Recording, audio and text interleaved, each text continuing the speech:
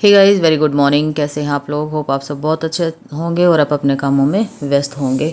और अभी मॉर्निंग का तो जो लंच साहब का ब्रेकफास्ट वगैरह का काम होता है वो तो हो गया है कंप्लीट। और ये लंच से पहले का काम है, यानी ब्रेकफास्ट से बाद और लंच से पहले का काम है। तो यहाँ पे मैं बैंगन का भरता बनाने की तैयारी कर रही हूँ।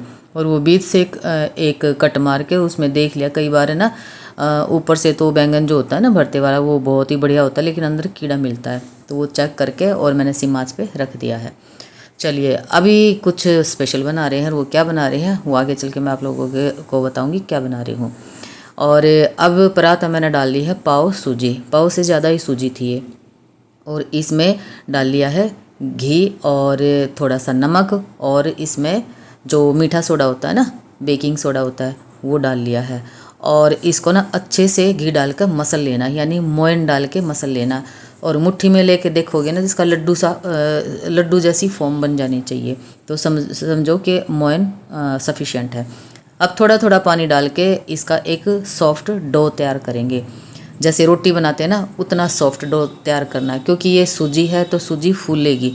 तो हमने इसका डो तैयार करके और इसको ढक के 10 से 15 मिनट के लिए छोड़ देना है। तो आज इसकी बहुत ही बढ़िया रेसिपी आप लोगों के साथ शेयर करूंगी। वैसे ये रेसिपी बहुत पहले मैंने आप लोगों के साथ शेयर की थी, लेकिन वो थी मसाले वाली। आज ये खाली नमक वाली मैं आप लोगों के साथ शेयर करूंगी। तो ये डो हो गया है, अब इसको ढक के 10 मिनट के लिए रख देंगे। चलिए आगे बढ़ते हैं। और अब यहाँ हमारा जो बैंगन है वो मैं ट्रांसफ़र कर दूँगी दूसरी गैस पे सिम करके, और इस गैस पे रख दूँगी मैं कढ़ाई। और साथ साथ दोनों काम हो जाए तो जल्दी से निपटारा हो जाता है। अदरवाइज़ तो काफ़ी टाइम लग जाता है, एक एक काम के ऊपर बैठ जाते हैं। तो यहाँ पे कढ़ाई में मैंने डाल दिया है मस्टर्ड ऑयल। और बैंगन का भरता जो होता है ना, वो कई प्रकार से बनता है। तो कच्चा तेल डाल के भी बैंगन का भरता बनाते हैं, और खाली चटनी टाइप भी बनाते हैं। कई तरीके का मैंने अपने चैनल पे डाल रखा है इसकी जो रेसिपी है, तो आप चेकआउट कर सकते हो। और अगर कमेंट में बोलोगे तो और दूसरे तरीके का मैं आप लोगों के साथ शेयर कर दूँगी। तो यहाँ पे मैंने प्याज मोटे मोटे काट के और चॉपर में डाल दिए है। अब तेल थोड़ा सा हो गया है गरम, इसमें एक साबुत मिर्च डाल दी है और तेज़पत्ता डाल दिया है। और यहाँ पे डाल देना है कच्चा साबुत जीरा। और प्याज है ना, बिल्कुल बिल्कुल फाइन चॉप करने हैं आपने, मोटा प्याज नहीं करना रखना है। तो यहाँ पे जीरा डाल दिया है। जीरा क्रैकल होने के बाद इसमें डाल दूँगी प्याज। और ये 2 बड़े प्याज थे। और इसी के साथ आप लहसुन अदरक वगैरह भी डाल सकते हैं, वो आपकी अपनी चॉइस है। तो अभी फ़िलहाल मैंने प्याज इसमें डाले हैं। तो बिल्कुल डार्क कलर के ये भूनने नहीं है, बस थोड़ा सा कलर चेंज होए तब तक हमने इनको भूनना है। चलिए आगे बढ़ते हैं। और अब आती है बारी चॉपर में हरी मिर्च चॉप करने की। तो यहाँ मैं हरी मिर्च ये जो तीखे वाली है वो मैं डाल रही हूँ। ज़्यादा तीखी नहीं है, ये थोड़ी सी मीडियम सी है, तो वो मैं डाल रही हूँ। और साथ में डाल दूँगी टमाटर। और टमाटर की प्यूरी भी बना के आप डाल सकते हो, और बाकी चॉपर में थोड़ी सी ना दरदरी पेस्ट बना के भी आप डाल सकते हो। तो वो आपकी अपनी चॉइस है। तो यहाँ पे मैं चॉपर में टमाटर को कर लेऊँगी, यानी थोड़ा सा दरदरा पीस लेऊँगी। तो बस चॉपर में ये डाल दिए हैं। और आप इसमें कोई भी स्पाइसेस डाल सकते हो, जो किचन किंग मसाला होता है ना, आप वो भी डाल सकते हो। वो डालने के बाद भी भरता बहुत टेस्टी बनता है। तो यहाँ पे प्याज हो गए हैं, थोड़ा सा कलर चेंज जैसे ही होता है प्याज का, तभी हमने अपना टमाटर की प्यूरी डाल देनी है। तो यहाँ पे जो लहसुन और अदरक की पेस्ट भी आप डाल सकते हो, और आप नहीं खाते हो तो स्किप भी कर सकते हो। तो यहाँ पर डाल दिया है धनिया पिसा हुआ और थोड़ा सा गरम मसाला, और हल्दी डाल दी है। और इस मसाले को ना बहुत अच्छे से भून लेना है। और जब मसाला अच्छे से भुन जाता है ना, तब सब्ज़ी का टेस्ट ही ना अलग से आता है। तो ज़्यादातर सब्ज़ी है ना मसाले के ऊपर ही दारमदार होती है। मसाला अच्छा सा ना भुने ना, तो उसमें कच्चा सा एक टेस्ट आता है, और एक कच्चे पन की जो स्मेल भी आती है। तो अब यहाँ पे डाल दूँगी नमक। और नमक ये जितने भी स्पाइसेस मैंने डाले हैं ना, आप अपने टेस्ट के अकॉर्डिंग आप एडजस्ट कर सकते हो। आप ज़्यादा डाल सकते हो, आप कम डाल सकते हो। इनमें से जो चीज़ आपने स्किप करनी है वो स्किप कर सकते हो। अब जो मसाला है वो ढक के मैंने पका लिया है। तो अब इसमें आती है जो बैंगन भुना था उसका छिलका मैंने उतार के और ये बारीक बारीक चॉप कर लिया था। तो यानी बैंगन का जो गुद्दा होता है ना वो। तो अब इस मसाले में बैंगन को डाल दूँगी और इसके साथ हाई फ्लेम पे इसको मैं एक बार भून लूँगी। अब यहाँ पे बारी आती है श्रद्धानुसार हरा धनिया डालने की। तो आज मेरे पास बहुत ही फ्रेश वाला हरा धनिया है, तो मैं इसको श्रद्धानुसार मज़े से इसको मैं डाल लूँगी। तो बस यहाँ पे धनिया डाल दिया है। और यहाँ पे आप जैसे सूखी सब्ज़ी बनाते हैं ना तो उसमें कसूरी मेथी डाल देते हैं, तो इसमें भी आप डाल सकते हो, बाकी मैं आज नहीं डालूँगी। तो बनने के बाद इसमें 1 चम्मच देसी घी डाल दिया है और अच्छे से इसको मिक्स करके और इसको ढक के और गैस को कर दूँगी बंद, क्योंकि ये जो कढ़ाई है ना इसका अपना टेम्परेचर है। तो ये कास्ट आयरन की कढ़ाई है, मोटे तले की कढ़ाई है, तो उसमें भी ये थोड़ा सा पक जाएगा। चलिए आगे बढ़ते हैं और ये भरता हो जाएगा तैयार। अब ये देखो कितना लाजवाब लग रहा है और माशाल्लाह बहुत ही ज़्यादा टेस्टी ये बन के तैयार हुआ था। इसमें ना आप मटर भी डाल सकते हो।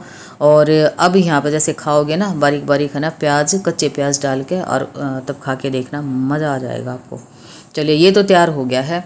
अब बारी आती है दूसरी रेसिपी आप लोगों के साथ शेयर करने की, जो कि सूजी का डो बना के मैंने रखा था उसी को तैयार करने की। तो ये जो आटा है इसको 10 से 15 मिनट के बीच का टाइम हो गया था। तो अब यहाँ पे इसमें तेल लगा के या घी लगा के थोड़ा सा सॉफ्ट बना लेना है। तो कैड़े हाथ से बनाना पड़ेगा क्योंकि आटा कैड़ा होता है। अब यहाँ पे रोटी की तरह इसको बेल लेना है। और अब पता चल गया होगा आप लोगों को कि मैं आज क्या बना रही हूँ। बेसिकली आज मैं बना रही हूँ सूजी के काजू। और मैदा के बनाते हैं तकरीबन लोग, लेकिन मैं यहाँ पे खाली सूजी के जो काजू बना रही हूँ। और ये ना बहुत ज़्यादा टेस्टी बनते हैं। अब मैं पीछे मेरी सिस्टर के पास गई थी, उसके यहाँ मैंने मसाले वाले बनाए थे, उनको बहुत ज़्यादा टेस्टी लगे थे ये। अब यहाँ पे आपने है ना एक रोटी की तरह इस डो को फैला लेना है। और फिर आपके पास किसी भी बोतल का ढक्कन हो तो आप उससे काट सकते हो, या कुकी कटर हो तो उससे काट सकते हो। मेरे पास ये सॉस की बोतल होती है ना, टमाटो सॉस की बोतल, उसी का ढक्कन है। तो उसी से मैं इसको काजू के शेप में यानी हाफ ढक्कन से इसको काट रही हूँ, तो काजू की शेप ऑटोमेटिकली आ जाएगी। तो आपके पास आप बड़े काजू बनाना चाह रहे हो, छोटे बनाना चाह रहे हो, तो वो आपके कटिंग के ऊपर बात है, यानी आपका जो ढक्कन है ना ये इसके ऊपर बात है। तो ये साथ में मैं जो कढ़ाई में तेल डाल के रख दिया है, मस्टर्ड ऑयल में मैं इसको बनाऊंगी। और एक बार मस्टर्ड ऑयल को ना अच्छा सा गर्म कर लेना है ताकि इसका कच्चा जो फ्लेवर होता है ना वो हट जाए। तो अब ये देखो ये ऐसे सारे मैं इसकी जो आटे की काजू कटिंग कर लेंगी। तो आप अगर सूजी के नहीं पसंद करते हो तो आप मैदा के बना सकते हो, सेम प्रोसेस होता है उसका भी। गेहूं के आटे की भी बना सकते हो, लेकिन सूजी के ना बहुत ही एकदम लाजवाब बनते हैं और ना ही ये मतलब नुकसान करते हैं। अब यहाँ जो तेल है वो ज़्यादा गर्म हो गया था तो उसको थोड़ा सा ठंडा किया है गैस बंद करके, और थोड़े थोड़े काजू उठाए और ऑयल में डाल दिए। अब तक मैंने गैस ऑन नहीं की है तो तेल क्योंकि ज़्यादा गर्म हो गया था। तो आपने बिल्कुल नॉर्मल तेल में जो है काजू डालने हैं, बहुत हाई गरम में नहीं डालने हैं, नहीं तो ऊपर से तो ये पक जाएंगे और अंदर से ये कच्चे रह जाएंगे। तो इस बात का आपने ख़ास ख्याल रखना है। जैसे मटर मठरी वगैरह भी बनाते हैं ना, उसका भी सेम प्रोसेस होता है। समोसे बनाते हैं, कचौरी बनाते हैं, सेम प्रोसेस होता है उसका भी। ऑयल का टेम्परेचर कितना रखना है। तो ज़्यादा ठंडे तेल में डालोगे तो ये तेल पी जाएंगे, ज़्यादा गर्म में डालोगे तो ऊपर से जल जाएंगे, अंदर से कच्चे रह जाएंगे। तो मीडियम आँच का ही जो है तेल रहना चाहिए। तो ये धीरे धीरे जैसे ही देखो पक के और अपने आप ऊपर आ जाते हैं, तो ये देखो कितना बढ़िया कलर आ गया है। तो एक लोट तो हो गया है रेडी। तो इनको मैं निकाल लूँगी और बिल्कुल ही मतलब बनाने के बाद इनके ऊपर बिल्कुल भी ऑयल महसूस नहीं हो रहा था। और दूसरा मैं कढ़ाई में डाल दूँगी। अब अगर मसाले वाले बनाने हैं तो इनके ऊपर गरम में ही आपने मसाला डालना है बेसिक। बस मैं आज इसको नमक का ही बनाऊँगी, मसाले वाले आज मैं नहीं बनाऊँगी, क्योंकि मेरे पास है ना अमचूर नहीं सॉरी चाट मसाला ख़त्म हो रखा था, तो इसलिए आज मैं इसको सिर्फ नमक वाले ही बनाऊंगी। बेसिकली नमक पारे आप इसको बोल सकते हो। तो दूसरे मैंने सारे काजू डाल दिए हैं। अब मैं ये जो चीज़ें हैं ना, मैं हफ्ते 10 दिन के लिए बनाती हूँ, बाकी दोबारा से मैं फिर बना देती हूँ और बहुत ज़्यादा ये टेस्टी और क्रिस्पी बनते हैं। आप ज़रूर ट्राई करके देखना। अब ये देखो, ये काजू हो गए हैं रेडी, और अगर इसके ऊपर मसाला डाल दोगे ना तो इतने ज़बरदस्त ये बनते हैं ना, आप बना के देखना। और सूजी के ही आप बना के देखना, मैदा ज़्यादा अच्छी नहीं होती है, तो आप सूजी के बना के देखना। आप मल्टीग्रेन आटे के भी बना सकते हो, मैं कई बार मल्टीग्रेन आटे के बना लेती हूँ। तो आपकी अपनी चॉइस है, आप किस चीज़ को ज़्यादा पसंद करते हो, किस चीज़ को ज़्यादा प्रेफर करते हो, वो आपकी अपनी चॉइस है।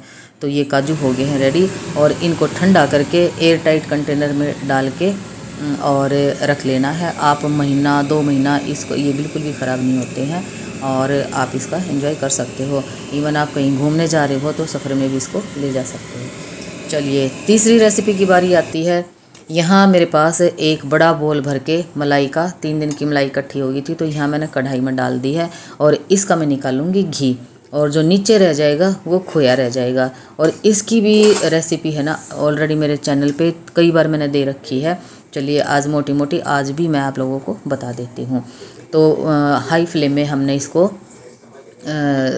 जो है घी को निकालना है। बाकी अभी ये थोड़ी सी कढ़ाई जो ना वो छोटी थी, तो बीच बीच में मैं गैस को ना बिल्कुल सिम कर देती हूँ ताकि ये निकले नहीं। और ये जैसे जैसे है ना पकता जाएगा वैसे वैसे ये गाढ़ा होता जाएगा, जैसे जैसे पकता जाएगा वैसे वैसे गाढ़ा होता जाएगा, और पानी की तरह ना घी अपने आप ऊपर आ जाएगा। और आप इसको लगातार चलाते रहना, नहीं तो नीचे ये लग जाएगा, तो वो जो खोया होगा ना वो जल जाएगा, वो खाने लायक नहीं रहेगा। तो इसलिए आपने साथ के साथ इसको चलाते रहना है। तो ये जो घी है ना देसी गाय के दूध की मलाई से, और ये प्योर घी निकल जाएगा, जो कि मैं अपने घर पर मैं ऐसे ही घी निकालती हूँ। तो देखो थोड़ी मेहनत लगती है, लेकिन ना बहुत ही ज़्यादा हेल्दी भी और टेस्टी भी और प्योर घी बन के तैयार हो जाता है। तो देखो ये घी ऐसे निकल जाएगा।